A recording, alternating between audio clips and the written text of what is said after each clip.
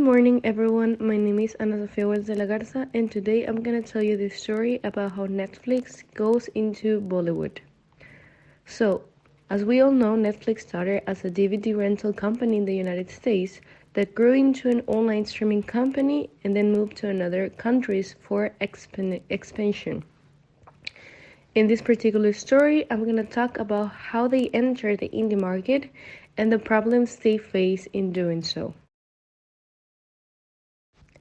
Netflix came into India in 2016, and despite their size, Indians are a price-sensitive market. Consumers in major cities primarily watch their international content in English, but Indian consumers prefer content in local languages. Netflix uses information and actually included Indian shows in the platform, which helped them gain popularity into the Indian population.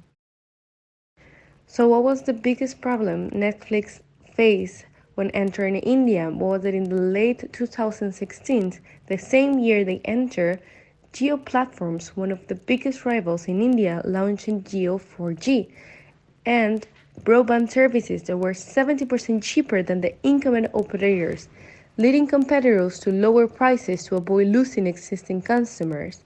This mainly concerned the final part as a drastic change in their profits affect the overall service to consumers. So you may be asking, how was the business environment in Netflix when this all happened? Well, as a company, Netflix is built on a hostile and passive environment. However, Netflix maintains an unstructured sense where outsiders notice something suspicious, making it difficult for people to understand their hostile environment rather than the passive environment.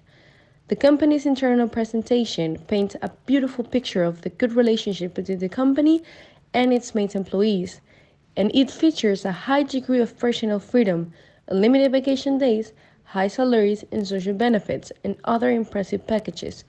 This is only to cover up the fact that they are a hostile and passive environment, and it's to trick their customers. Now we're gonna pass from Netflix entry to India to India's environment when Netflix entered and the following years. Okay, we're gonna talk now about the free trade agreements India has. Well, India has 11 free trade agreements, FTAs, and 6 preferential trade agreements, PTA. In the India context, the main difference between an FTA and a PTA is that FTA covers multiple territories and has zero obligations, where PTA is limited to trading goods and only seeks to limit tariff preference in the form of margin. There are also limited restrictions on goods compared to free trade agreements. Now we're going to talk about the cultural diversity that India has. Well, India is the birthplace of Hinduism, Buddhism, Jainism, and other religions.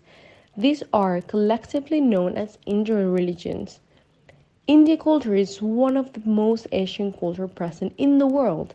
In this country, there are a ton of communities who each have their own culture and traditions. It is a combination of various blending cultures that make India one of a kind, and they respect them and they live by it. So we're gonna talk about Netflix in India.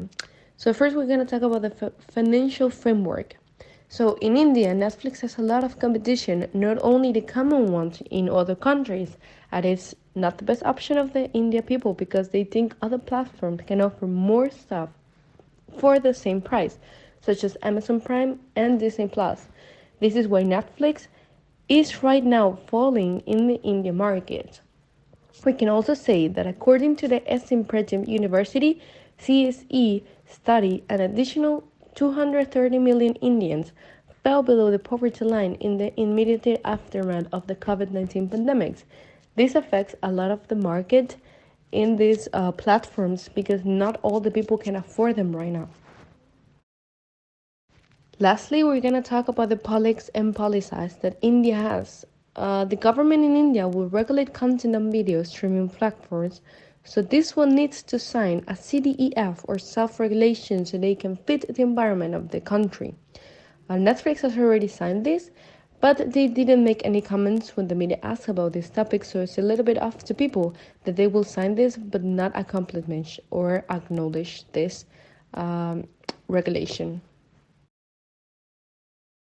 So the conclusion that we can get about this story is that even though Netflix is one of the biggest platforms, streaming platforms on the world, it was really difficult for them to enter India because of all the obstacles that they have to achieve and they have to get over with, such as culture, the government regulations, all of the competitions they have. So it was a really big step for them when they can finally settle in India. So that's everything for me. Thank you for your attention and hope you can learn something new in this storytelling.